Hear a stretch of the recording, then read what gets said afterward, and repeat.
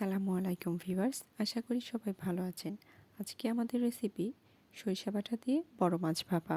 রান্নাটি করার জন্য এখানে নিয়েছি 1 টেবিল চামচ সরিষা, 1 টেবিল চামচ জিরা, 8 থেকে 10টি শুকনো মরিচ এবং 1 টেবিল চামচ ধনিয়া।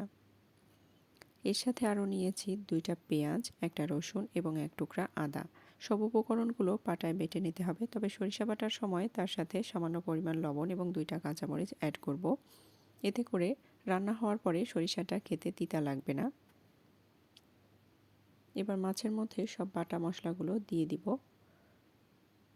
দিয়ে দিলাম সরিষা বাটা,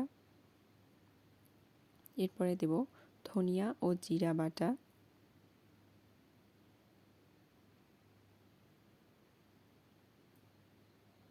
এরপর শুকনা মরিচ বাটা এবং সবশেষে আদা রসুন ও পেঁয়াজ বাটা। বাটা মশলাগুলো দেওয়া হয়ে গেছে। এবার এর মধ্যে দিব পরিমাণ মতো লবণ, হলুদ গুঁড়া, সরিষার তেল এবং টক দই।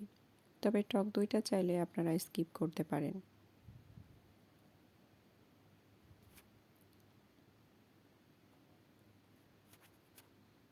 এখানে আমি বড় সাইজের সিলভার কার্প মাছ ব্যবহার করেছি, তবে আপনারা চাইলে যে কোনো ধরনের বড় মাছ দিয়ে এই রান্নাটি করতে পারেন।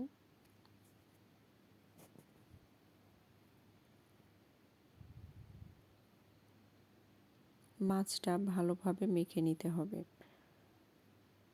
একটু সময় নিয়ে এই কাজটি করবেন, কারণ মাছ মশলার সাথে ঠিকমতো মাখা না হলে রান্নাটা হওয়ার পরেও অনেক সময় কাঁচা কাঁচা গন্ধ আসার সম্ভাবনা থাকে, কারণ এই পুরো রান্নাটি ভাপে করতে হয়।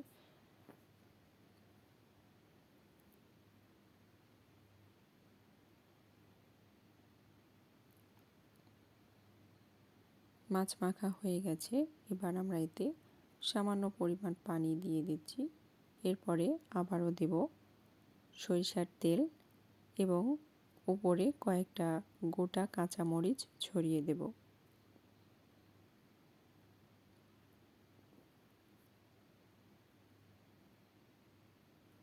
মরিচগুলো দিয়ে দিচ্ছি।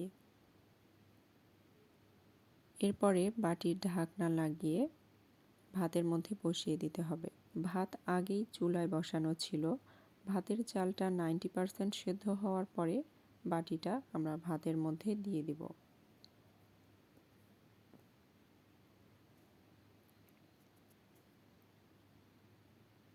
বাটিটা ভাতের মধ্যে বসিয়ে দিচ্ছি। এরপরে ভাতের পাতিলের ঢাকনা দিয়ে তার উপরে একটা শিল দিয়ে রাখবো এবং লো হিটে 10 মিনিটের মতো রাখলেই রান্নাটি হয়ে যাবে। ভাত রান্না হয়ে গেছে, আর ভাতের সাথে সাথে আমাদের এই রান্নাটিও হয়ে গেছে। আপনারা দেখতেই পাচ্ছেন কি সুন্দর একটা কালার এসেছে। মাছটাও ভালো মতো সেদ্ধ হয়ে গেছে, আর দেখেই মনে হচ্ছে খেতেও খুব মজা হবে। তো আমি এখানে গরম ভাতের সাথে পরিবেশন করেছি। রান্নাটি খুবই সহজ, আপনারা সবাই রান্নাটি বাসায় ট্রাই করে দেখবেন এবং সবার কাছে অনুরোধ থাকবে রান্নাটি ভালো লাগলে অবশ্যই চ্যানেলটি সাবস্ক্রাইব করবেন। তো আজকে এই পর্যন্তই।